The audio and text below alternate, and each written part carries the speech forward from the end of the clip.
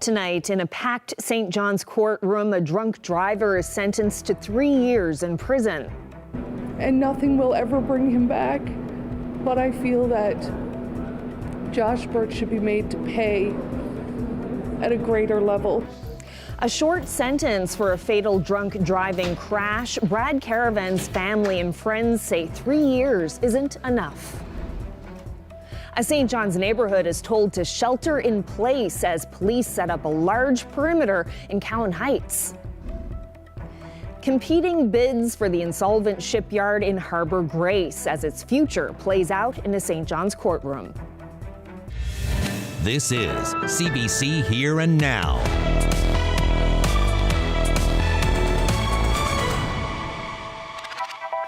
Good evening and welcome to Here and Now. A man who pleaded guilty to killing a driver while drunk and speeding on a St. John's highway will spend 3 years behind bars.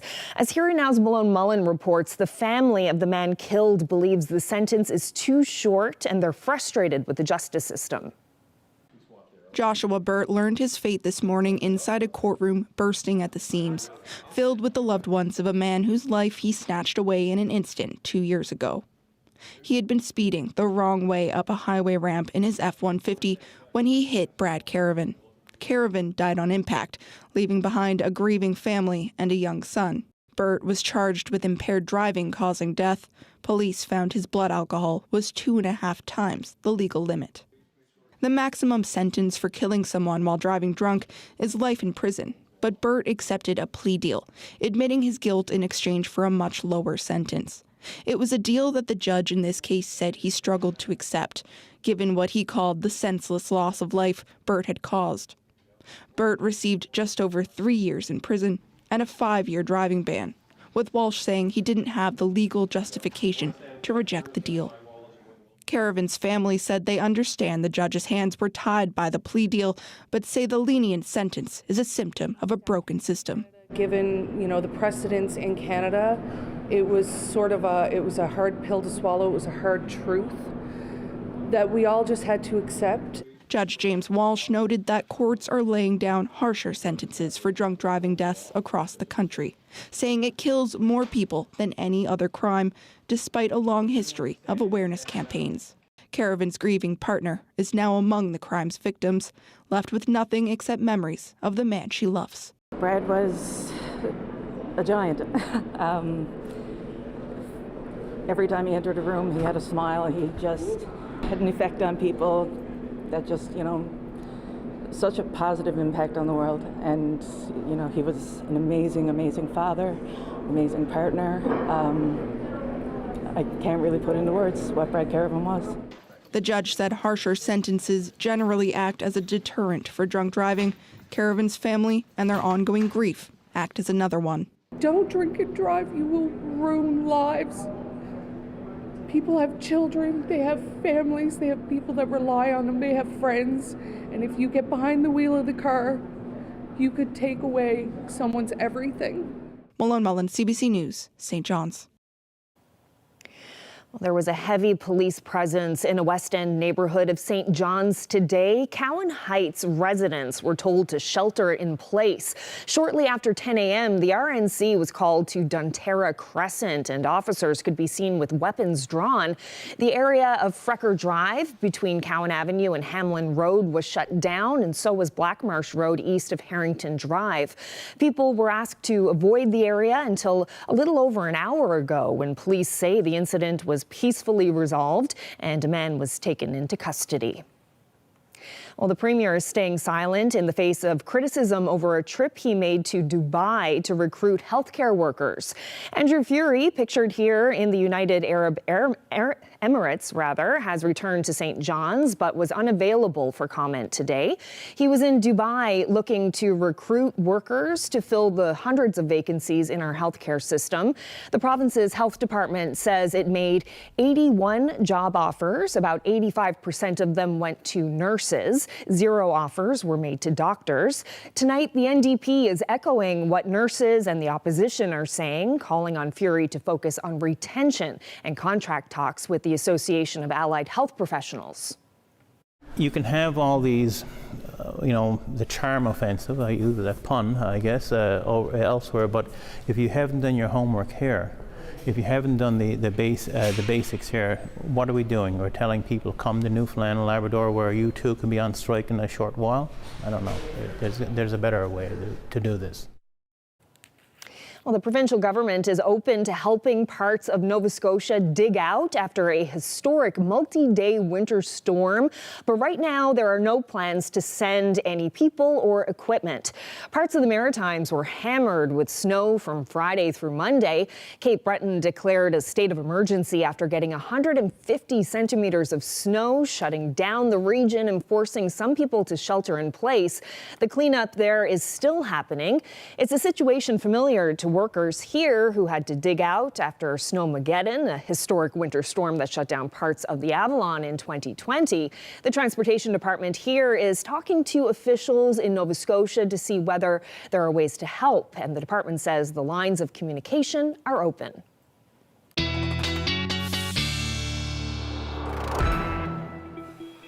Well, take a look at the daytime highs today. They were well above where we should be sitting for this time of year. The reason for that, we're sitting under a nice ridge of high pressure. We do have an area of low pressure just to the south. But yes, those temperatures across the Labrador anyway, were above seasonable. We're sitting pretty much where we should be sitting across the island. But we do have a weather maker making its way towards Labrador.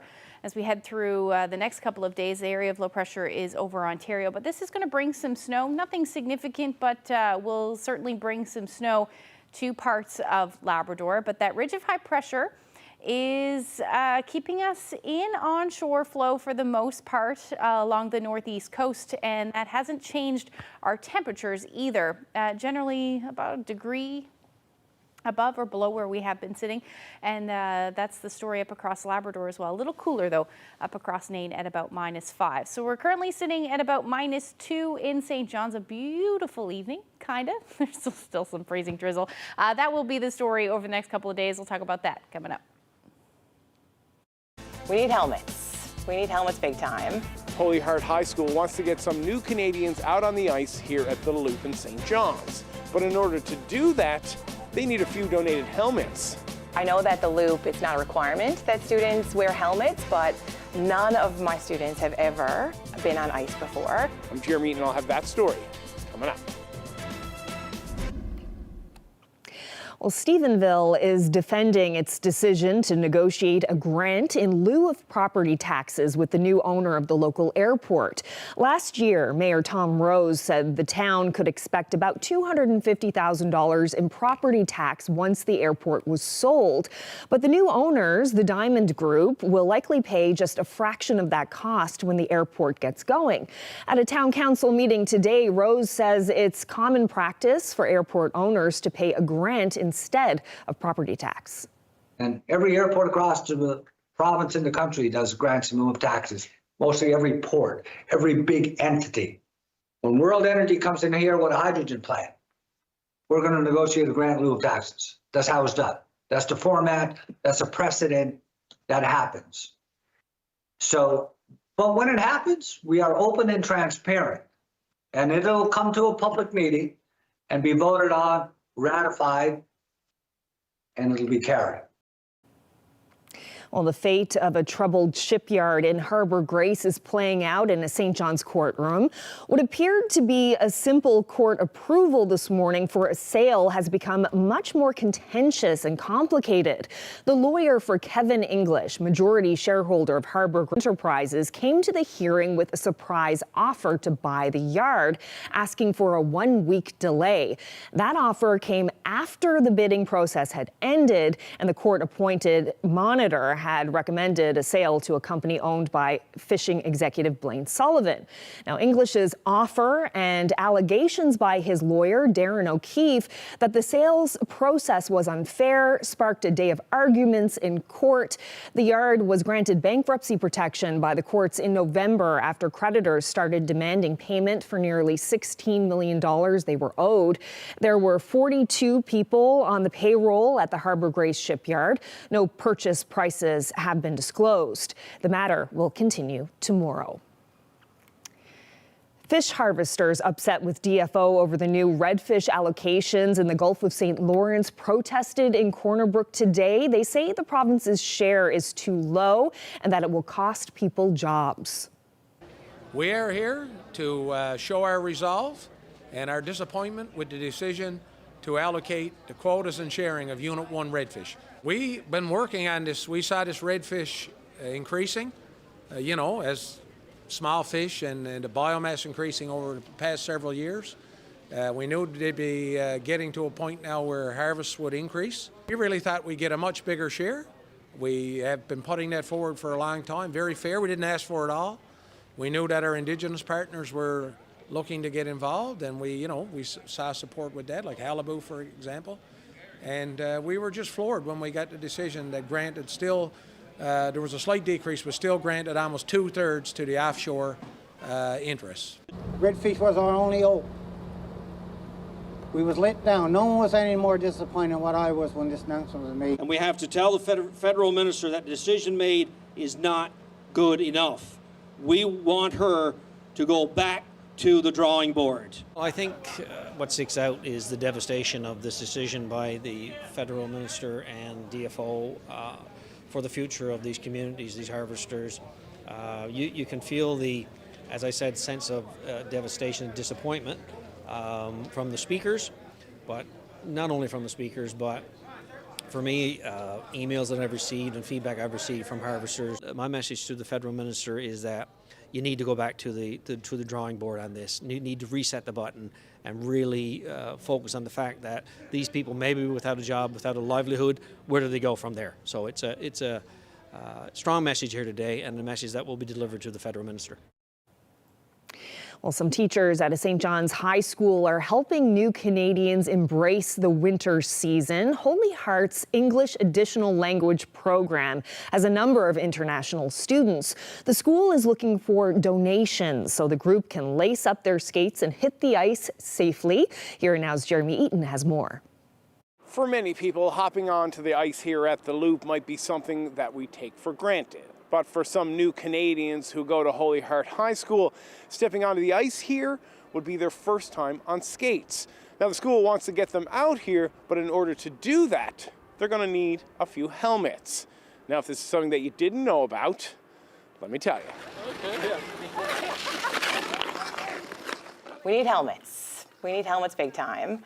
I know that the Loop, it's not a requirement that students wear helmets, but none of my students have ever been on ice before. So I would like for them to have as much safety as possible. So we have skates here at Holy Heart, but we don't have helmets. So if I could get, I'm looking for 20 to 30 helmets so that we can, get the students out on the ice and try the experience of ice skating. So we've got some Persian, Arabic, Tigrinya, Ukraine. So our department, we try to give our students as many experiences as we can. So a couple of things that we've done so far, our students got to go cod jigging in Petty Harbor, so they really, really enjoyed that. Our teacher from nutrition class invited us to do that. They all were successful in jigging a cod. They got to cut out the tongue and we cooked it right there like live. So they've done that, and we were invited by a student who organized it at PwC, a curling event for newcomers, and so the students got to go curling. We've also had some international coffee houses here at this school, and we're hoping to have some more. I actually Googled for them what it looks like to ice skate, and they really like the idea of it. And the Loop is right in our backyard, so it can be part of a class. You can walk down, go skating, come back, be back ready for math class. But they really want to try it, but they want to do it together. I think that it's important for learning, not just in the classroom, but it's important for all kinds of learning, for students to gain as many experiences as they can, especially where we have the ability to do it. So my daughter's 4, my son is 7, and we go skating on the pond in Paradise. We go skating at the Loop. They really, really enjoy it. And just the smile on my son's face when he's skating, and my daughter, and we want, at Holy Heart, we want to give the students that kind of excitement and happiness.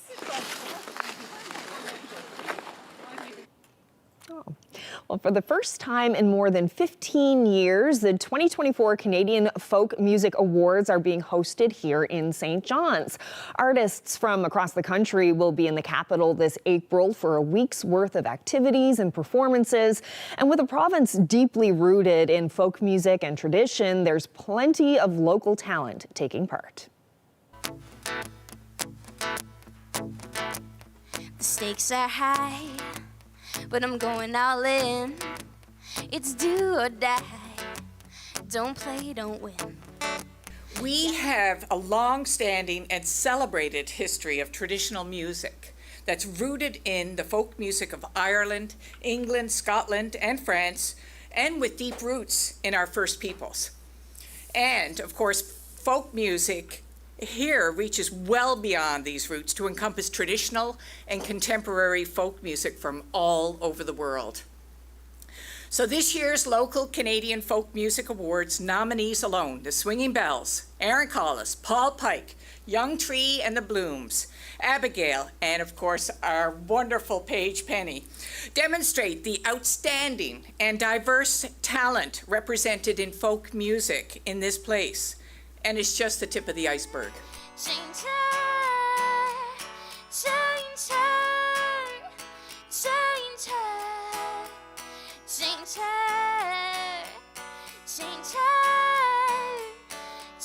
We have everything from the big kickoff on Wednesday night, which is a regular folk night here at the Ship, but we are going to amp it up. So watch our socials for who is going to be here. I will tell you this, I'm going to sneak, only you will know this. It's going to be a dance party at the end of it. So bring your dancing shoes and come and see some delegates who will be performing in the open mic section, and we're going to have 2 major acts here for you to see that night.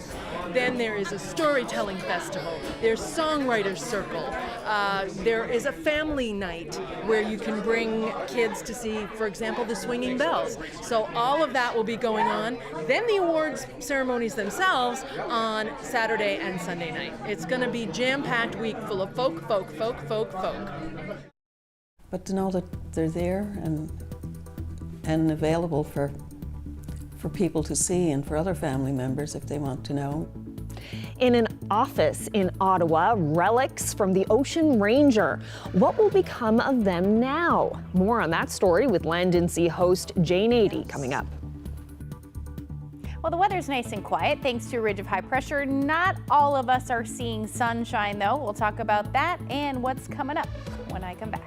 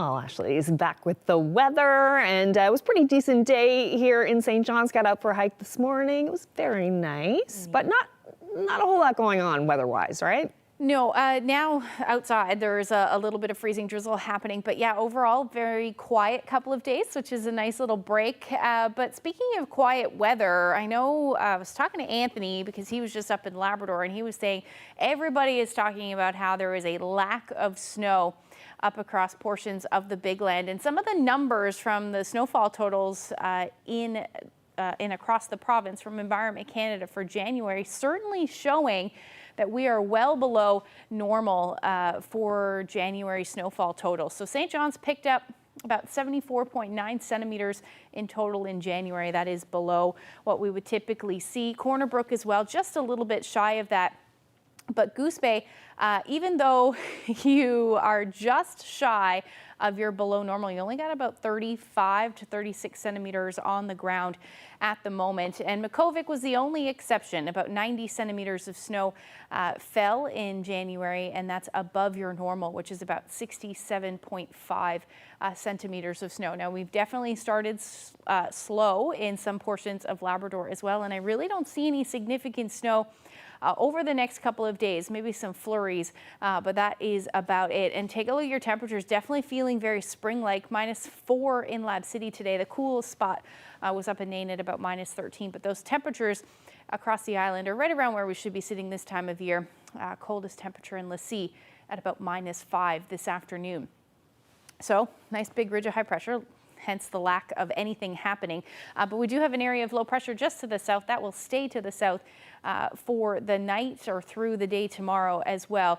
And we've got a little bit of wind to contend with, nothing too much. We're currently gusting at about 37 kilometers per hour in St. John's, but it isn't that great when you factor in the wind chill and also the freezing drizzle that is happening. So if you are planning on heading out, some surfaces may get a bit slippery through tonight for the next couple of hours. Otherwise, we're still sitting into the minus single digits, minus double digits for the wind chills. The coolest, again, up to the north, feeling more like -15. So you're not seeing much of a wind chill at the moment. As far as the weather is concerned for tonight, it is going to be a quiet night, likely still some cloud cover. Risk of some flurries or freezing drizzle will continue, especially across the island, across the Avalon rather, and the northeast coast. But other than that, there's really not a whole lot other than cloud cover showing up on the future tracker, which will be lovely. Maybe a few flurries for the west and the north of Labrador. But our temperatures will be into the minus teens towards the coast and the west coast of the island at about -13. So your wind chill will be a bit chilly by the time we get into tomorrow morning. Relatively light wind, so it won't be that cold. Now, as far as we get into tomorrow, generally looking at that onshore flow continuing. Better chance of flurries tomorrow, but again, freezing drizzle, certainly possible. We should see some clearing skies on the west coast and the southwest coast of the island, which will be beautiful, another nice day. And we'll likely see some clearing towards the coast of Labrador as well. And that's going to continue as we go through the day. So eventually seeing some clearing potentially through central as well, which will be nice. Then we see some snow develop in Lab West, and that will spread across the Big Land through the overnight. But again, it won't amount to too much. We're talking about maybe 2 to 5 centimeters. Some of the higher elevations may pick up a little bit more than that, but really nothing super significant at this point. Your temperatures tomorrow will be pretty much where they have been for the last couple of days, hovering around the 0-degree mark for St. John's. Winds again out of the north, 20 to 40 kilometers per hour. Maybe a tad cooler though as you head towards central by a couple of degrees below zero. South coast though, you should stay above zero, and the best chance of seeing the sunshine should be a beautiful day in Port aux Basques, Burgeo, lots of sunshine, so get out and enjoy that sunshine for sure. Corner Brook as well, generally light winds, pretty much a perfect day to get out and enjoy that snow that is on the ground. Now St. Anthony will hover around -2, Cartwright -3, and again that snow will move in late day. Coolest temperatures still hanging on to the -10 degree range for Nain, otherwise well above where you should be sitting at about -1 in Happy Valley Goose Bay. Now, no significant cool down in the forecast. We may see that as we get into the middle of next week, but we'll talk about that when I come back. We're approaching the anniversary of the Ocean Ranger disaster next week. The rig went down in 1982 and the lives of 84 men were lost. A royal commission was set up to determine what caused the Ocean Ranger to sink, and 40 years ago this year, that commission released its first report. Well, this weekend on Land and Sea, host and producer Jane Adey will bring you a story about the evidence collected during that inquiry, and Jane joins me now. So Jane, the story centers around the pieces that were collected from the rig itself. That's right. So some months after the rig went down, divers were tasked with retrieving evidence from the Ocean Ranger that could be used during the inquiry to help investigators determine what went wrong that February night back in 1982 when the rig capsized and sank.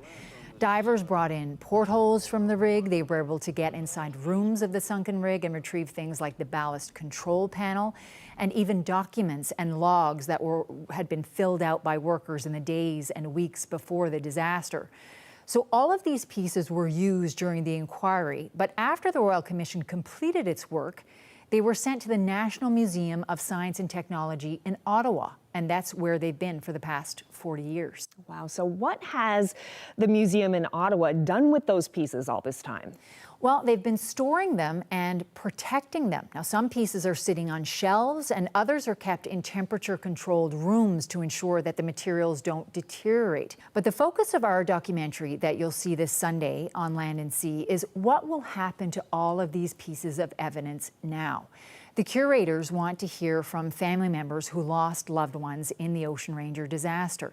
They want to know what they would like to see done with this collection of artifacts. Now, we traveled to the museum this past September with Noreen O'Neill. Now, Noreen lost her husband, Pascal O'Neill, on the Ocean Ranger, so it was an emotional trip for her to make. I was glad that I went because I always wondered whatever happened to them or if they were just, you know, discarded or whatever after the inquiry. But to know that they're there and available for people to see and for other family members if they want to know, you know, anything about it. So it was very strange, but it was upsetting in some of it, but I'm glad I went. Sounds like a compelling story. Jane, remind us how we can watch the show. So this is a story we've called Evidence from a Disaster. It'll air this Sunday at 11:30. That's 11 o'clock in most of Labrador. And of course, if you miss it on Sunday, you can always see it on Monday, right after Here and Now. Great. Looking forward to it. Thank you so much, Jane. You're welcome. There's no regulation saying you have to be 18. The industry is saying 18, but that's not the law. That's just policy. So there are things that can happen for sure to make this a little safer for our kids. Nicotine pouches in Stricter measures for nicotine pouches in British Columbia. A group dedicated to tobacco awareness says the health minister here could do the same. That conversation just ahead.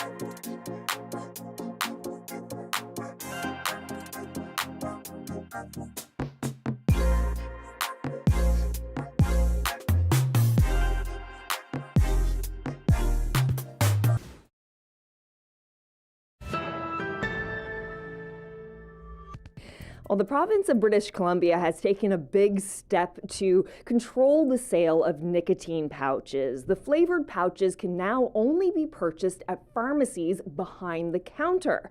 Now, in the rest of the country, including here in Newfoundland and Labrador, the pouches can be purchased at convenience stores and gas stations, making them readily available to minors who can legally purchase them.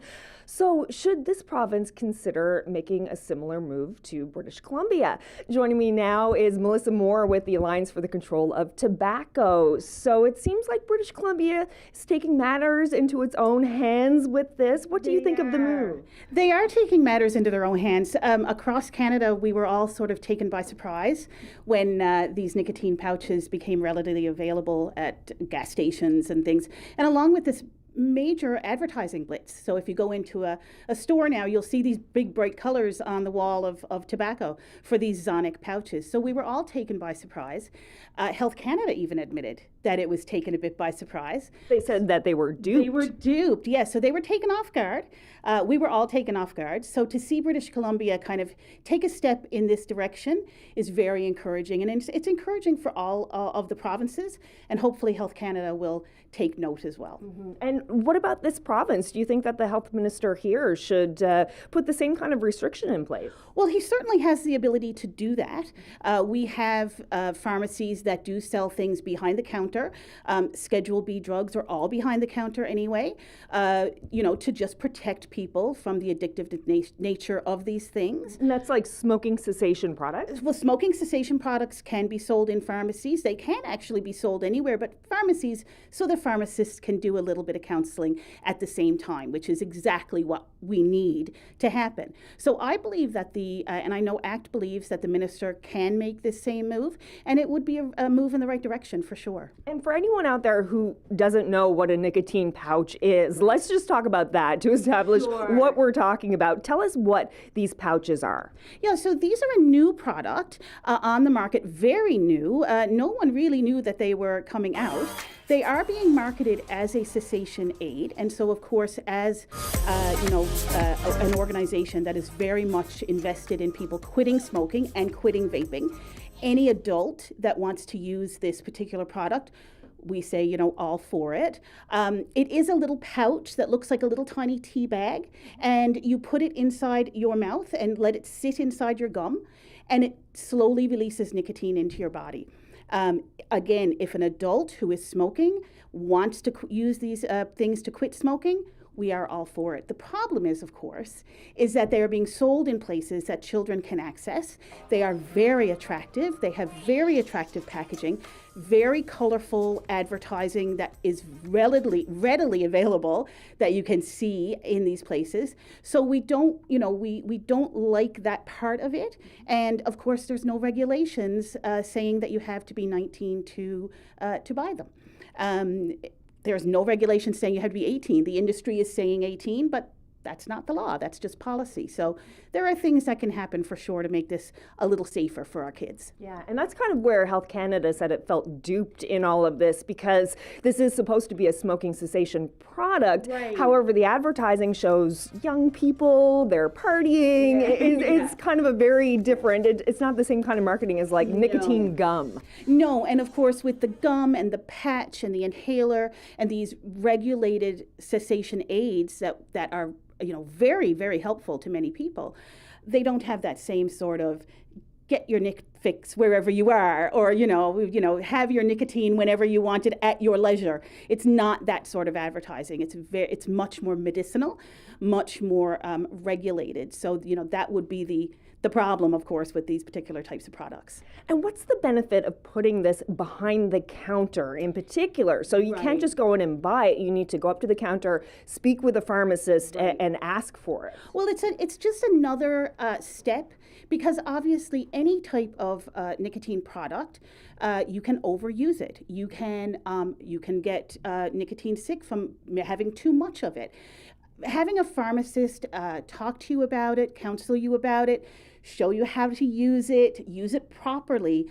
And that's what your pharmacist is for. And that is their job. And they need to make sure that you are using this product correctly and you're old enough to use it. And you are in a position where you are smoking enough that it would help you. So they can go through that whole process of whether or not this product would work for you and how to use it. So it is a great thing to happen. And I really do hope that it does happen here eventually. And I guess the big concern with these nicotine pouches for younger people using them is that nicotine is not good for a young brain. No, absolutely not. Nicotine is highly, highly addictive. You know, regardless of how you use it, how you get it in through cigarettes or through vaping or through these pouches now, nicotine is a very addictive product. And it's so dangerous for anyone under the age of 25. It impairs concentration, it impairs their memory, their learning, and again, the addictiveness of it. It is one of the most addictive products right now in the world, and we don't want our young people to be using it. And unfortunately, we are hearing that these pouches are being found and confiscated in schools around the province with young people, younger and younger. We have heard that they are getting sick because they're using 2 and 3 at a time when they're obviously not supposed to. So we do want to make sure that these products are regulated and that they are kept out of the hands of our children. Okay, well, we'll see if this province decides to make a similar kind of move. Melissa Moore, thank you so much. Thank you very much.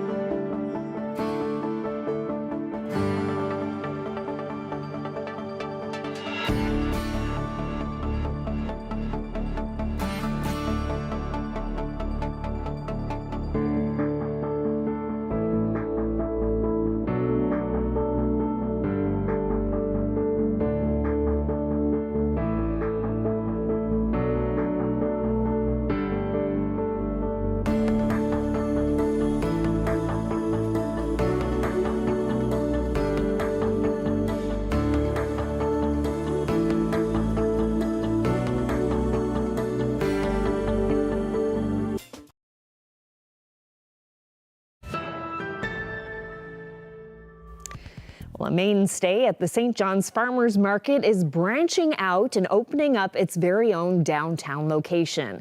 Faux F&M has set up shop on Longs Hill. The CBC's Daryl Roberts swung by and learned the secret to the perfect bone broth. First of all, we have to clean up the beef bone, and after that we need to boil it.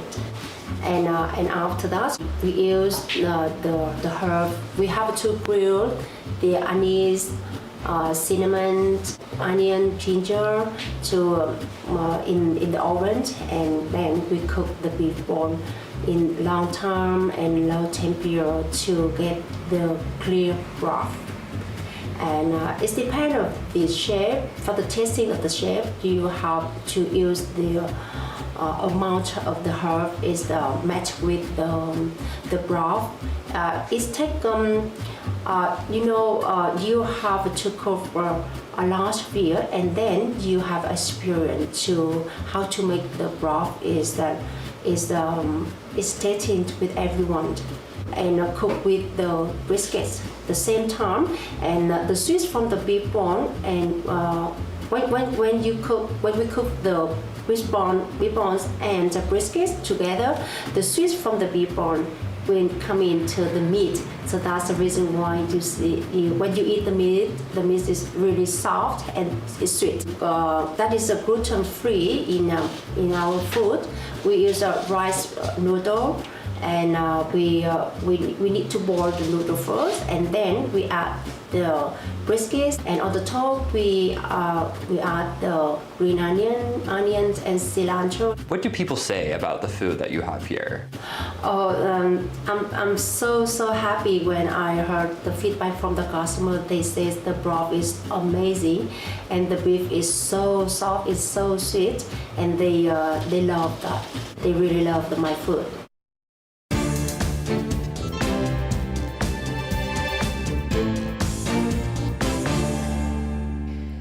Bell Media's parent company announced massive layoffs today. They're slashing thousands of jobs across the country at all levels. The company will undergo its largest workforce restructuring in nearly 30 years. That's close to 4,800 positions cut this year and represents about 9% of its workforce. It will also sell off 45 radio stations across the country, and Bell Media will be scrapping some of its newscasts. Last spring, it cut 6% of its jobs, and 9 radio stations were shut down or sold. Well, the federal heritage minister says she's disappointed to hear about the cuts and changes announced by Bell Canada. She accused the company of not keeping their promise to Canadians. In the past decade, when acquisitions were allowed for those big companies to acquire television station or radio station, it came with the promise that they would deliver on news content. And today, they are backing from that promise, even though they were allowed to acquire all this privilege, Canadian privilege. Well, Labour Minister Seamus O'Regan calls it a loss. The former CTV host says he's been in talks with the Heritage Minister, and the massive job cuts feels like a personal loss. Yeah, there's a lot of people I know, a lot of good people who lost their jobs today. This is a company that was trusted with news, was trusted with journalism. It's hard seeing journalists being treated as rounding errors in what I think are healthy profit margins. This is tough. This is tough, mainly for the people who are involved, but it is tough for journalism and for the news business in this country. Is there a way forward for corporate Canada and the news business to find a way forward? Well, that's what the Heritage Minister is working on now, and I've said, I've had conversations since we spoke actually with the Heritage Minister, and I'm so impressed with her depth of knowledge of this file and the passion that she holds for it, which is also very personal for her. So I've said to my colleagues, I feel it's in good hands with her. What we do from here on in, I'll leave to her.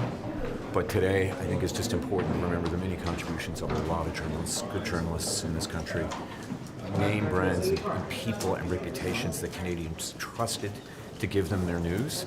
This is a lot to take. It's a lot to take. Well, federal ministers, law enforcement, and border officials are meeting with representatives from the insurance industry and car makers in Ottawa today. The day-long summit is looking into the growing national problem of auto theft. Cracking down on auto theft means bringing law enforcement, border services, port authorities, car makers, and insurance companies together. Now, first things first, we need to stop these criminals who are part of gangs and organized crime. The Prime Minister wants tougher criminal penalties for car thieves. An estimated 90,000 vehicles are reported stolen every year in Canada, and that's an average of one car every 6 minutes. Trudeau says organized crime is becoming more brazen when it comes to stealing vehicles, and that the overseas market for them is expanding. Well, 3 friends in Calgary are living out every lottery player's dream. After almost 2 decades of playing, the former co-workers finally hit the jackpot, taking home a $50 million Lotto 649 prize. The CBC's Colleen Underwood introduces us to the winners. Congratulations, Carmen, Catherine, and Gary, on this life-changing moment. Carmen Austria, Gary Perkins, and Catherine Wall slowly settle into life as Calgary's newest multimillionaires. The 3 worked together for many years, purchasing their weekly lotto ticket, and even as they started to retire, the tradition carried on until they finally bought the winning ticket on December 9th. Austria couldn't believe what she read when she checked the ticket. I went up to my husband, and he was taking a shower, and I got him out of the shower and said, "Tell me I'm not reading this wrong." I won't tell you what he said, but he swore. And he said, "I'm retiring." And while Austria says she immediately took time off to visit her family in Chile, Perkins said he didn't waste any time. I was at the Ford dealership the next day. Picked up a new truck 8 days later. I've been preparing for this for a long time. Catherine Wall says for her, the biggest change is being able to retire. Usually you give them a lot of notice, and so they said, "Look, so when are you thinking?" I was like, "In a week." And they're like, "Oh, okay." They say winning with friends has multiplied their joy because not only can they share their money, but also this moment with people they love. Colleen Underwood, CBC News, Calgary.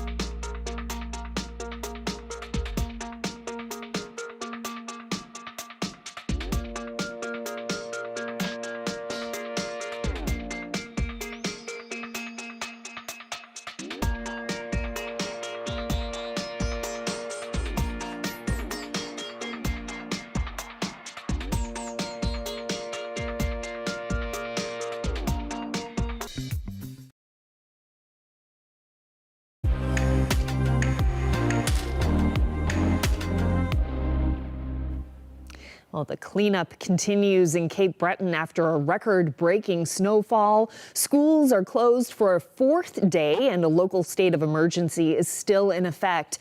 Many businesses are still snowed in, but as Gareth Hampshire tells us, even stores that are open aren't easy to access. This snow shoveling team has been working 12 hours a day since Saturday, clearing away massive amounts of snow from business entrances in downtown Sydney. The only choice we really got to get people back open. You know, we have to dig, pick at it. I've won through 4 shovels so far. We're trying to find them. The hardware stores are empty, but you do what you can do. They have no choice but to dig and chip away at the ice by hand because all the plows are also working around the clock and too busy to respond. Impossible to get a hold of guys with machines. They're so backed up, right? They're working hours on end, right? It's been a tough battle, but we're making it day by day. Lots of progress is being made, but there's still huge amounts of snow still to be cleared. And one of the biggest barriers to businesses opening up at the moment is the limited access to the sidewalks. It's pretty difficult getting around. There's not hardly any sidewalks. The roads, you pretty much have to walk on them and just watch out for traffic. But the hard work of everyone's making a difference, and things are improving a bit each day. Glenn Morant managed to shovel an entrance to the waterfront computer company that he owns on Charlotte Street. We just came in yesterday, which was Wednesday, right? So, I mean, we've been closed since Saturday, and we're normally open on Saturdays, too. But we have a lot of business customers, so, you know, we're trying to provide a little bit of support for them as they try to maintain things. It's already a slower time of year, so being shut down has been a major blow to a lot of local businesses. They're all suffering right now because, you know, in spite of the lack of business, you know, the bills keep on rolling in, right? You still have your heat and your lights and your insurance and everything else. And, you know, some of the staff, unfortunately, you know, that are paid by the hour, they're not working right now, so that's got to hit them pretty hard. Yeah, as soon as they get the sidewalks opened up on Charlotte, I think it'll be much better for everybody. Businesses want that to happen soon and are hoping things can begin to get back to normal again next week. Gareth Hampshire, CBC News, Sydney.